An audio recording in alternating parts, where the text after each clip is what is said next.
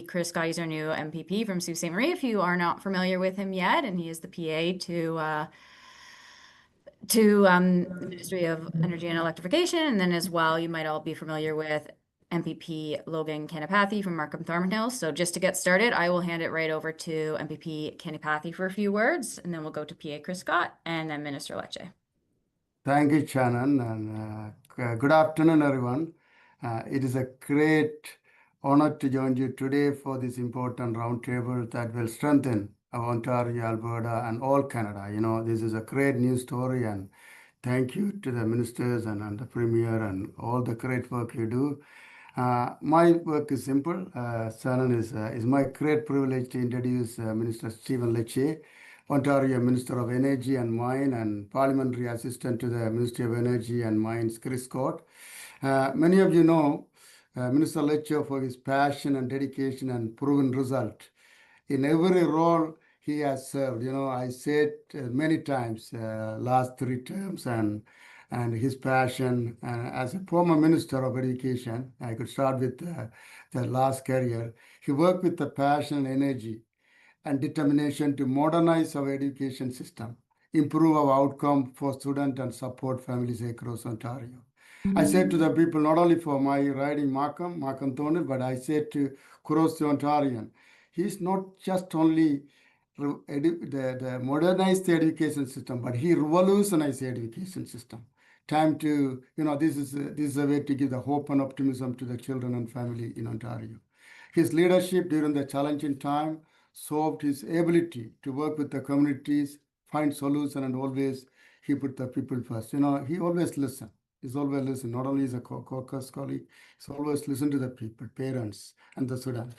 Minister Lecce brings the same passion to the energy and forward-thinking vision to his role as a Minister of Energy and Mine, ensuring Ontario remain as a leader in clean, reliable, and affordable energy while advancing the critical mineral strategy. So, and also he has a great parliamentary assistant, Chris Scott, an amazing MPP, and also PA who bring deep commitment to saving Ontarian. His work has supported the ministry effort to build a reliable, sustainable energy future for Ontario. So this historic partnership between Ontario and Alberta will open the new market for Ontario's critical mineral and Alberta's oil and gas, while creating good jobs and economic opportunity for Canadians. Guys, this is a windows of opportunity. You know, this is the sort of what we are doing. This agreement is about nation building, reducing red tape and trade barriers, and ensuring we have the infrastructure needed to strengthen our economy and energy and security. So Minister Lecce and the PA Scott are leading Ontario with a bold vision, working together to deliver the real results for our province and the country. You know, on that note, at this time, I'd like to introduce to the Parliamentary Assistant Chris Scott to share more on the benefits of this agreement, followed by the remarks from the Minister Stephen Lecce. And thank you. Thank you for having me. Thank you so much for that warm welcome, MPP Kanapathy. Great to see you again. Hope summer's treating you really well. You know, I was chatting with my staff yesterday at our staff meeting. They were joking about putting an air tag in my bag so they could keep track of all the things I was doing. But I actually said I think we got to do. I might think we're doing that for Minister Lecce because he's a tough guy to keep in touch with. He's over in PEI now, just got back a little while ago. He spent a day at the Stampede and in Alberta, and he didn't waste a lot of time over there signing a generational, forward-thinking and historic agreement that honestly, when you say it out loud, sounds a lot like common sense and sounds like somebody, a leader who with Premier Ford went over there and rightly identified there's never been a more pressing time to build one strong Canadian economy. There's never been the opportunity we have right now with all the lemons that we're facing to make some lemonade and build this nation, build this economy up. You know, we've got steel to make pipelines. They need pipelines and partnerships to get those off the ground. We've got groundbreaking energy technology and are world leading experts in nuclear energy to fuel those energy fields out in the West. And we make cars and they drive them in Alberta. So who better to partner with than our neighbors to the west to grow both of our economies and our jurisdictions up so that moving forward, we are the strongest G7 economy and the most competitive economy we can be. And can't say how much of a privilege it is to learn from and try to keep up with, in some capacity, Minister Lecce. So thanks so much for having me, and turn the floor over to him. Okay. Well, thank you so much, Parliamentary Assistant Scott. Thank you, PA Kanapathy, two gentlemen very much committed to the cause of public service. And today I'm going to get into it because, yes, I'm at the Federal Provincial Territorial meeting on energy and mines in PEI, almost like coast to coast in 24 hours. But we've got a lot to do. And one of the things we're profiling to the federal government, to all the provinces and territories, is Ontario's leadership. A few days ago, Premier Ford, Premier Smith, and I worked together on a significant MOU of agreement that helps officially kickstart our plan to get a pipeline built, west to east, transmission grid built, and a new deep sea port to move our energy products and commodities to the world. This is a nation building program. It's nation building in action. It's about ensuring we all win. Ontario wins because the steel and thousands of jobs. I think of families in Sault Ste. Marie, about in Chris's region, all the way down to the GTHA for Logan and I. But every Ontarian will benefit because tens of thousands of jobs will be created through the manufacturing expansion of both steel, of pipe, of lubricants, all the things needed to move commodities. And the other element we win by is we negotiate agreements to ensure Alberta's government vehicle fleet that they purchase from Ontario-made vehicles. We, of course, continue to benefit from the transmission build-out because we've got the power we want to sell to our eastern and western provinces. So it's a win-win. Everyone wins. But perhaps more than all, putting aside our provincial caps, we're all Canadians and Canada wins because we're finally unlocking our resources. We're finally getting into Tidewater. And we're demonstrating a mature, forward-looking plan to build a strong, affordable energy economy for our kids. Right now, all of our resources, our aviation fuels and our petroleum, like if you went to the gas station to fill up the tank this week, you're using petroleum, oil that came from potentially one of these despotic regimes abroad. And often much of the oil that comes to Ontario sometimes is coming through a pipeline that goes through the US, all of our aviation fuels. And so my point to you, colleagues, is the US has a lot of control. They can shut down pipelines that bring Western crude and resources to Southern Ontario.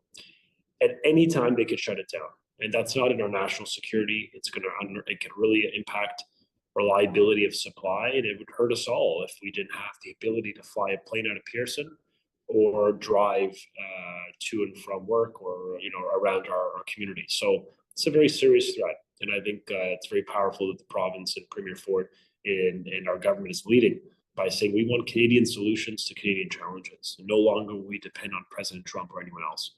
So with that, I will turn it there. I think we got about 15 minutes. So we'll try to keep everything tight on the Qs and the As, and I'll turn it back to, I believe, to Chris or to Shannon and the team. Yeah, I will just, we can go to questions. So first I'll go to Nitin at Prime Asia TV. Thank you, Shannon. Thank you very much. Good morning, everyone. Good afternoon. Good afternoon, Minister Lecce. So it's a great step. Congratulations for this MOU between Ontario and Alberta. And you already mentioned that finally we are opening our resources. All the provinces, finally, they are opening up the resources. So question is the credit goes to President Trump? Because for years and years, our oil and energy sector was ignored. And in spite of Alberta's numerous calls to the federal government, successive federal governments time to time, But now seems that our governments have woken up. The MOU between Alberta, Ontario, the Korea and Canada partnership recently happened. Our oil is going there. So because you were there in Alberta, these are the great steps. But question is, if the trade talks were not there, maybe we were not, we as a Canada might be sleeping still, we were not wakened up that we have to supply to the world. And Alberta was asking that. So his credit goes to President Trump for this Canada's initiatives, which we are taking now. Thank you. I think the credit goes to the people of Canada for electing governments that want to get things done. But I think we have to be honest. President Trump has changed the world order, and I think he's upended relationships and alliances that have lasted, over a century. And I think a lot of Canadians have been reflecting on the risks of being beholden to America, our energy, our resources, our jobs. 80% of our exports go to one country, and that's the U.S.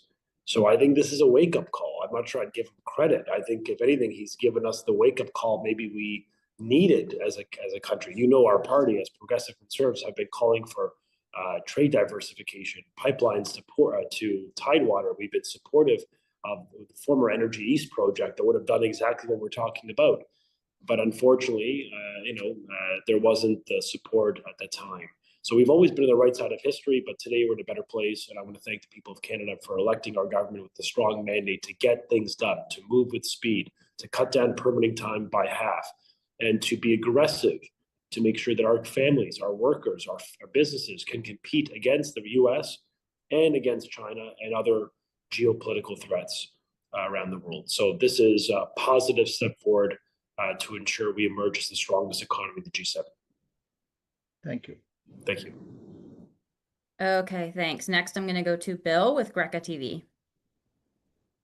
Hello, Minister. Good to see you. Thank you, sir. And congratulations on this great memorandum, which sets the stage for the future of Canada. We all recognize it, and it's really your energy. I don't know if it's coincidental that you became the Minister of Energy, but your personal energy into this and traveling the world, it's amazing the kind of work you do for all of us, and we all appreciate it. But my question is that a lot of skepticism exists in the country, and I'm not going to mention the obvious place, which is opposition, and that is that this is a long-term project. The kind of jobs that will be created, maybe they're 10 years ago or more or less, I don't know exactly. And do you have an interim measure for work creation? That's the first part of my question. The second is this memorandum of understanding will include an infusion of money from the federal government? So in the short term, what it means is we've got as a province to move forward on generating more power and transmitting more power. We announced Ontario's integrated energy plan, a 25-year roadmap. We're the only province. Like I'm telling you, I'm here with every province of the federal government. We are the envy of the country because we have a long-term plan. Short-term wins, long-term wins for our kids that talks about affordable, clean energy and more transmission. And so that's how we secure our future, by doing the small modular reactors, getting them connected to the grid by year 2930, by refurbishing our entire fleet of nuclear and hydro. Darlington, for example, has almost completed their refurbishment. And of course, expanding renewables and natural gas, all the above. So we have the power and we've secured it in Ontario, but I'll tell you, many provinces have quietly come up to me saying, do you want to do an agreement on power sale? We need power. And they know that we're one of the only ones in the industrialized world that has excess power and a plan to build more power so that we can monetize, we can really build revenues for Ontario. So that's a good outcome, that we're in a position of strength and we're going to continue to be because our Premier and our government is committed to building for the future and thinking ahead. Okay. And the federal government? And the federal government is not a signatory to this Memorandum of Understanding with Alberta and Ontario, but obviously they have a meaningful role, less so on the financing of it, more on the regulatory environment. there's a lot of bills federally that are canceling or delaying investment in capital to flow to Ontario and Canada. So the biggest thing they could do, more than write a check, is they can get out of the way. They've got to amend their laws to end the duplication with the provinces and speed it up. They've made commitments that are positive. I will be honest. I think they're promising signals. Our challenge here at this federal, provincial, territorial meeting is to keep the pressure on, make sure they deliver now on their word. But I will say, so far, the commitments they're making are promising. And I'm going to work with them in good faith, as our premier is doing, as all premiers are doing, frankly, in the public interest. Thank you, Minister. Thanks. Okay, thank you. Next, I'm going to go to Shirley with 51 CA.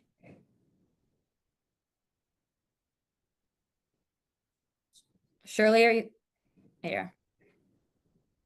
Thank you. My question is, what is the tangible long-term economic benefits for Ontario, especially in terms of creating local jobs and lowering gas price for residents? Thank you. Well, I'm very proud that we're the first governments to cut the gas tax, a 10 cents reduction leader. We made it permanent in the last budget. The Liberals opposed that. They wanted to impose a carbon tax. I talked to the provincial Liberals, Bonnie Crombie, which I think is very perilous. I mean, many of our families that we represent are facing energy and financial difficulty in this economy. We all see the unemployment rate rise in Canada, given the Trump tariffs. And so how can anyone defend higher taxes on families? And yet that's the position of the Liberal Party. I'm proud that we've cut that tax. We then made it permanent. And part of this policy is to make energy more affordable and, frankly, more secure for Canada. We don't need to go through the US through a pipeline to get Western oil and gas to Ontario. We could build our own pipeline, made in Canada pipe, made in Canada steel, made at the hands of Canadian workers for the benefit of Canadian families. So this is our vision. And this is why we're bringing it forth. Yes, we do believe this pipeline will help reduce costs, because instead of sending our raw bitumen, our raw resources to the US at a discount, by the way, 30% discount, then they process it. They get the value out of jobs and sell it back to us at a premium. When I say this to you, Shirley, or like any sensible human, I would say that's a bad deal. Like, who thought that was a good idea? And yet here we are sending our resources at a discount to America. They then process it, create all the good jobs there, and then we sell it back, paying an additional, a significant increment. This is going to end. Our government is committed to seeing more processing done in Southern Ontario. As you know, in Sarnia, in Lambton, in Ontario, we do processing and refinery of fuels and gas. And so we want to expand that in the province. We want to create more value-added jobs here so that we can reduce bills further. After we fought the federal carbon tax, we cut the provincial gas tax. All of this makes life affordable. All of this is part of our broad vision to keep energy rates low and to stand up for workers through this economic challenge. Do we have any timeline for this cooperation or work? So part of this announcement is getting a study that's going to be commissioned. It starts literally immediately on the roads, potential options, technologies, costing. All of this is going to be done through a professional study that starts officially this week. And then, of course, once that's complete, we'll have more to talk about timelines, options, roads, community, and all that. But today, we're really signaling that we're launching this. We're moving forward on it. We're aggressive and committed to the cause. And we want to work with like-minded provinces. And I got to give credit, Premier of Manitoba, right? Different party. But he's saying, Premier Canoe, saying, yes, we should have a pipeline that displaces, that ends the importation of American oil, American natural gas. We've got the fourth largest supply of natural gas, of petroleum, top 10 of natural gas on Earth. We are literally an energy superpower. No country who has this bounty of resources buys someone else's at a premium, no less. So we are committed to this, and we're getting started right away on this comprehensive study so that, yes, we can report back to you and to the people of Ontario the details and the implementation plan to get this right. Okay, thank you. And this is the last question that I have, so I'll go to Rami at Oxygen Talk Show. Hello, Minister. Thank you very much for this useful information sessions. My question is about the nuclear plants that was planned to build for the energy and part of it for sure for the cars. Would it be affected or still running after this kind of agreement with Alberta energy agreement? I'm so grateful that you raised this question on me with respect to nuclear, because this agreement, the media, not of course the smart ethnic media, but some of the mainstream media are focusing on the pipeline. But they're missing out that this is also an agreement to sell Ontario's small modular reactors and our nuclear power to Alberta, who's buying our SMRs. We're building the SMRs for them. Our supply chain, Ontario's, is building the SMRs of Alberta and Saskatchewan and New Brunswick. And we're also building them for the world. And so we are proud to be at the heart of this, of our nuclear clean energy build out. And we're proud to have partners across Canada that want more clean, reliable baseload power. So this deal actually further cements Ontario's leadership in the country, building out energy that is clean, reliable, and yes, affordable. And we're excited because these small modular reactors, people talk about nation building projects. And, you know, some of you said, well, you know, look, that's a good idea, but that may take 4, 5, 7, 8 years. What are you going to do today? Well, we are building small modular reactors today at Darlington. The first one is under construction. We are hiring 20,000 construction workers to build our SMR fleet just for the original 4, let alone for Alberta's and Saskatchewan's and New Brunswick's and Poland's and the United States and Czech Republic and all the other nations we're building them for. It is a very exciting time as we build create jobs, get people working, and really ignite a fire under our economy to ensure our industrial policy gives people hope and young workers pathways to employment, particularly in the communities they were raised. And I know for Northern Ontarians, that's important for Chris. For us, the GTA, affordability, keeping families and young people here it's important for us all. So I am very proud that we've launched this agreement that includes a commitment to build small modular reactors in Alberta, creating more jobs here at home. Think of the Canadian supply chain.